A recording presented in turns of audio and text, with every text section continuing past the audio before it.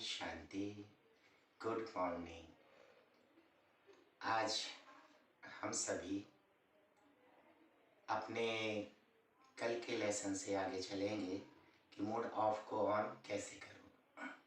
तो ऑफ करने का तो अनुभव हम सभी को है ही है कि ऑफ अपने आप हो जाता है, लेकिन ऑन कैसे करें, तो कल उसके विषय में थोड़ी सी चर्चा हुई थी। उससे आगे आज हम चलेंगे कि मूड ऑन करना माना हमारे सामने जो हमारे आदर्श, संपूर्ण आदर्श मूर्त हैं, मर्यादा पुरुषोत्तम श्री राम, जिनका जीवन इतना मर्यादित रहा और हर परिस्थिति में कैसे वो हर्षित रहे और कितना धैर्य धारण कर उन परिस्थितियों से आगे बढ़ते रहे।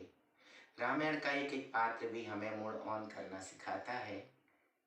जैसे आप देखिए सबरी माता का जीवन, कि जिन्हों के पास ना तन की शक्ति थी, बूढ़ी वृद्ध थी, ना ही धन की शक्ति थी, बहुत ही गरीब थी, ना ही ऊंची जाति की थी, ना ही कोई बहुत बड़ी विद्वान पढ़ी लिखी थी, कोई पावर नहीं, लेकिन फिर भी कितना पॉजिटिव, कितना लगन में मगन, कितना खुशनुमा। जो उनका अपना लक्ष्य था, जो उनका अपना ध्येय था, उसमें वह सदा तत्लीन रही और उनकी पॉजिटिविटी ने, उनकी सुंदर भावनाओं ने उन्हें उनके लक्ष्य तक पहुंचाया भी और आज इतिहास में उनका नाम है। इसी प्रकार हमारे जीवन में कई सारे माइनस पॉइंट हो सकते हैं, लेकिन हम अपने लक्ष्य के प्रति सदा दृढ़ रहें, सदा ही सकारात्मक रहें, सदा ही अपनी लगन को, उसकी अग्नि को जलाकर रखें। और इसमें हमारा साथ देती हैं सुंदर भावनाओं के साथ सुंदर आचरण। एक सुंदर आचरण के ऊपर बहुत सुंदर बात याद आती है जो आप सभी से शेयर करना चाहेंगे। कहते हैं एक गांव था और एक उस गांव के शुरुआत में किनारे पर दो पेड़ लगे हुए थे। बहुत पुराने समय से वह पेड़ लगे हुए थे। अब जिसमें से एक पेड़ हरा भरा था, फलदार था, और एक पेड़ बंजर पेड़ था।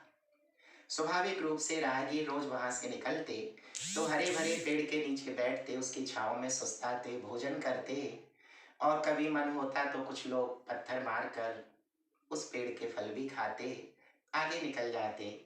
यह दृश्य देख करके जो बंजर पेड़ है वो रोज उस हरे भरे वृक्ष पर अट्टहास करता था, खुश होता था और उसको ये उल्हाने देता था कि अरे मूर्ख, कहाँ तू हरा भरा है, कहाँ तू फलदार है, मुझे देख, मैं बंजर हूँ, अकड़ा खड़ा हूँ, मेरे पास किसी के आने की हिम्मत नहीं होती, मुझे कोई पत्थर भी नहीं मारता, और तुम हरे भरे हो, फलों से लदे हो, लोग तुम्हारे आगे आते हैं, गंदा फैला जाते हैं, पत्थर भी मारते हैं और चले जाते हैं, तुम्हें क्या मिला?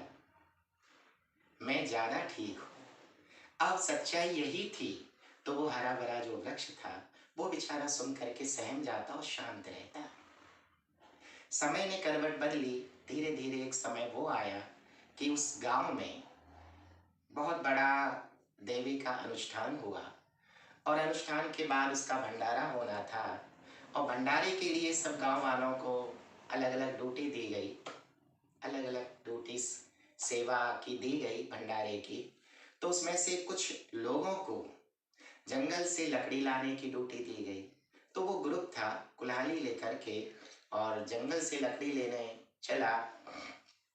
अब उन्होंने देखा कि ज्यादा दूर कहाँ जाए, चल रहे हैं वे, चलते चलते उन्हीं पेड़ के पास वे जा रहे हैं तो बंजर पेड़ वो पहले से ही अट्टहास करने लगा।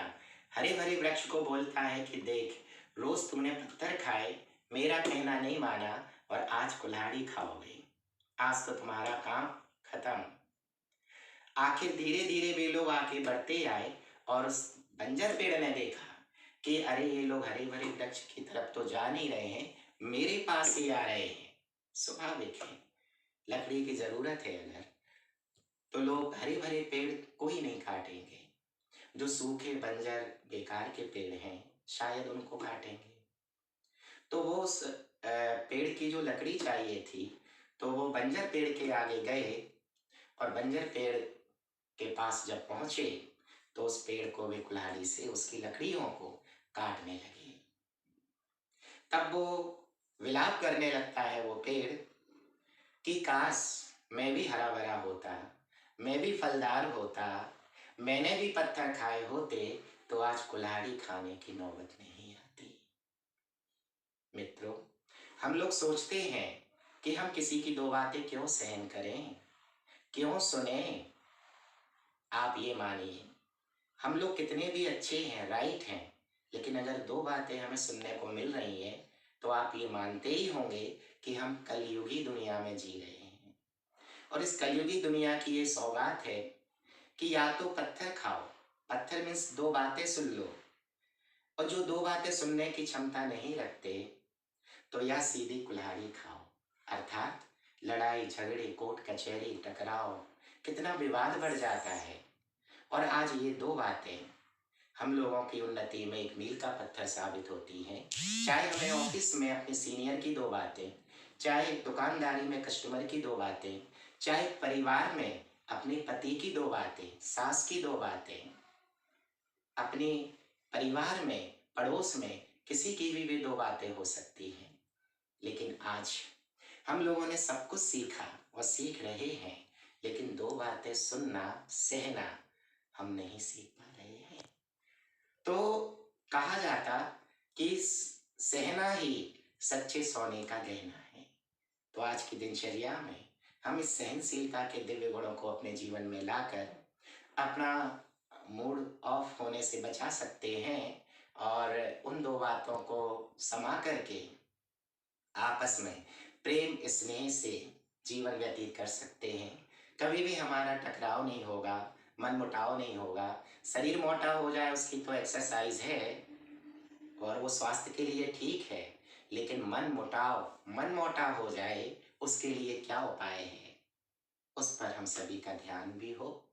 और इसके साथ हम आज का यह पॉजिटिव थॉट लेकर चलें कि हमें सहन करना ही सोने का गहना है और हमें उस हरे भरे पेड़ की तरह बनना है। अच्छा, ओम शांति।